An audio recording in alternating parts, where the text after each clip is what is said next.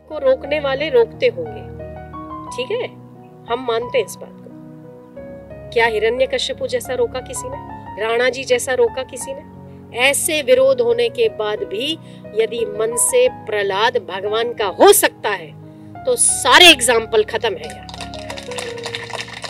अगर आप इतना दुख झेल लिए ना, नहीं अगर आपने झेला है तो आपका चित्त परमात्मा में लगे बिना रह ही नहीं सकता। बात करता है कुछ करने के लिए पर परिवार नहीं करने देता है। अच्छा, परिवार क्रिया नहीं करने देता है ना, क्रिया, पर मन तो आपके पास है। जो कुछ भी किया जा रहा है वो किया जाएगा, वो मन से किया जाएगा, शरीर से नहीं। शरीर की क्रिया इतनी लाभदायी नहीं है जितनी मन की क्रिया लाभदायी है, ठीक है। आप मन से मंत्र जप सकते हैं, कौन रोकेगा आपको? कौन देखता है कि आप क्या कर रहे हैं अंदर? कौन घुसेगा उसमें? कोई नहीं ना। श्वासोश्वास में मंत्र जप कर सकते हैं या नहीं कर सकते? कर सकते हैं। उठते बैठते जप कर सकते हैं? कर सकते हैं। अच्छा, एक सवाल। दूसरा सवाल कि आपको रोकने वाले रोकते होंगे, ठीक है, हम मानते हैं इस बात को। क्या हिरण्यकश्यपु जैसा रोका किसी ने?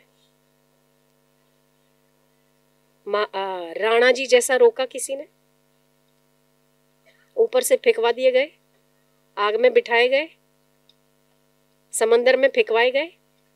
ऐसे विरोध होने के बाद भी यदि मन से प्रहलाद भगवान का हो सकता है तो सारे एग्जाम्पल खत्म है यार।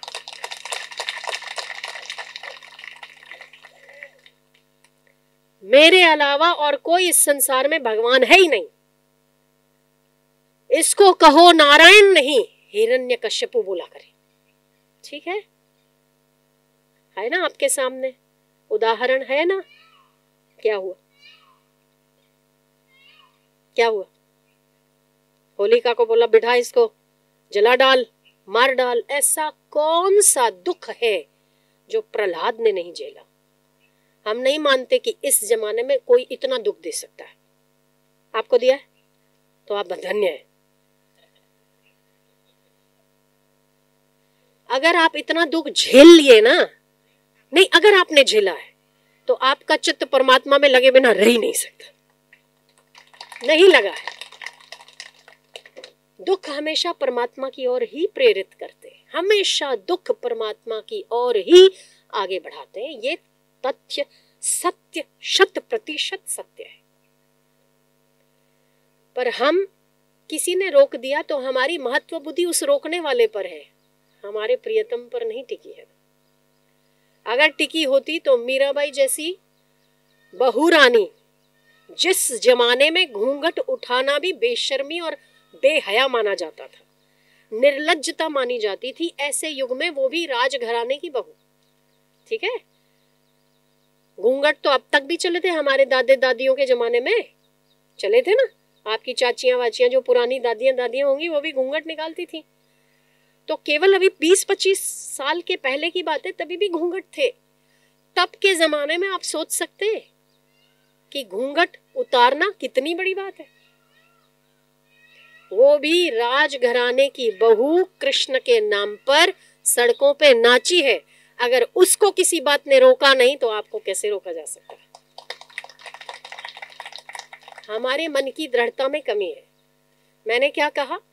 जो कुछ भी अच्छा और बुरा है वो आपके भीतर है, बाहर से नहीं आता। जो कुछ भी है अच्छाई है तो आपके भीतर है, बाहर केवल उसका ठप्पा लगता है, आपको प्रेरित किया जाता है।